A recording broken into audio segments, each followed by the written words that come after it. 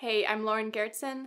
I'm a nutritional therapy practitioner and an author, and I help you connect to your body's wisdom so you can heal yourself.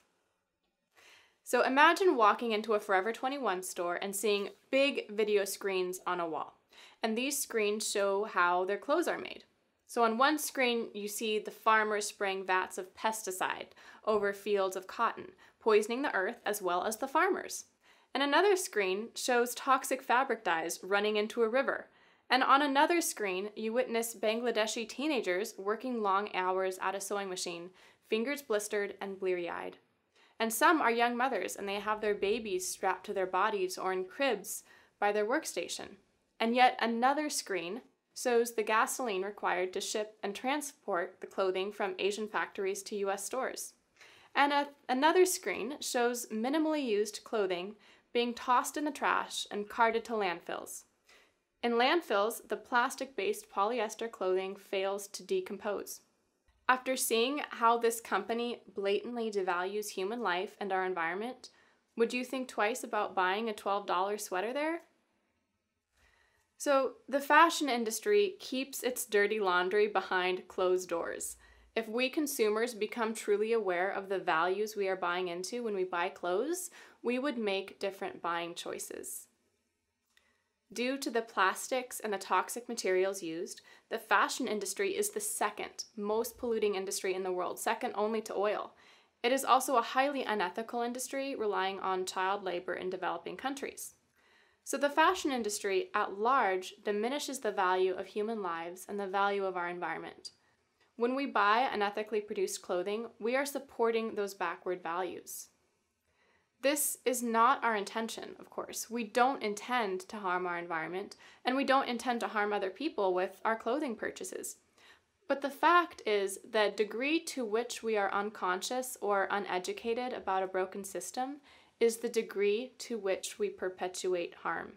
But also the choice to opt out of this broken system is more available to some people than to other people. So while there are many options, ethical clothing is more expensive. I have a lot of privilege. I have white privilege. I have the privilege of coming from an upper middle class background, family background of higher education, and I have an income that gives me financial privilege. So all this privilege carries with it both the ability and the responsibility for me to help change our broken system. I want to share a few of the ways that I've created an eco-friendly wardrobe. And these are the steps that I'm using to live out the values of human rights and environmental rights in my clothing purchases. One of the most significant things I did, and it may sound a little odd, was a few years ago I booked a session with a personal stylist. And until that experience, I didn't have a defined style. I hated shopping because I left feeling frustrated and disappointed. I would buy clothes that weren't really me or didn't fit optimally, and I didn't really end up wearing them. So a personal stylist helped me discover my unique style, which felt like a revelation. After that, I ended up purchasing much fewer clothes, but feeling much better about them. Buying fewer, higher quality clothes is a critical way to opt out of the consumerism of the fashion industry. And this brings me to my next point, which is the Cohn method. You may have heard of the life-changing magic of tidying up, and I am here to tell you that book is so worth the hype. After reading it, I purged my home and my wardrobe. So this technique is based on creating loving relationships with what you own. And this is actually the antidote to consumerism.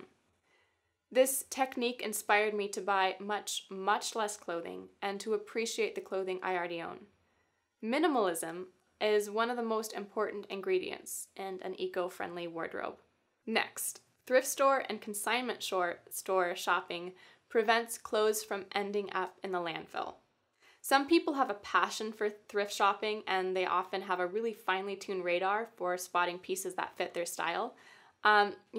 Thrift store shopping isn't my favorite, but I have found a few great pieces that make it worth it. So to inspire you, I found my favorite blazer, which is an Armani piece, for just $70 at a consignment store. So it is worth it. Fourth, support eco-friendly clothing brands. I started my transition to more ethical clothing 4 years ago, and I have tried many of the options available. Here are a few. So Fair Indigo has some great high quality basics. Blue Canoe is another option. Synergy clothing is a great line. I found that the options aren't the best fit for my body though. Pact, I love their organic leggings.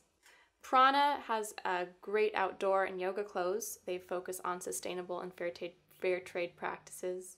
Eileen Fisher is another brand committed to sustainability, but it's, again, just not my style. Amore Vert is another line I found recently, and they have a lot of modern pieces with sustainable fabric. So for shoes, I'm still on the lookout for various options, but I like the Allbirds sneakers. So I'm going to list all of these brands in the description box below so you can browse them, and I'm not affiliated with any of these companies. And fifth, consider buying natural fibers instead of synthetic materials. So natural fibers are things like wool, silk, linen, and synthetic materials include rayon, polyester, and nylon. Natural fibers are generally more gentle on the earth, and they also decompose in landfills. And they also tend to last much longer, and they feel better than wearing plastic-derived fabrics. Lastly, I highly recommend you check out the documentary, The True Cost. It's available to stream on Netflix, and it provides information everyone should know about the environmental impacts of the $2 trillion fashion industry. I found that sustainable clothing can be a challenge, but it can become a fun challenge. We often use our style and our clothing as an extension of our identity. We use it to express ourselves.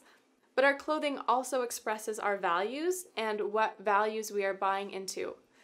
I encourage you to consider how your wardrobe can express the values of human rights and sustainability. So in the comments, let me know if you have other tips for creating an eco-friendly wardrobe or other brands to recommend. Thanks for watching, and I'll see you in the next video.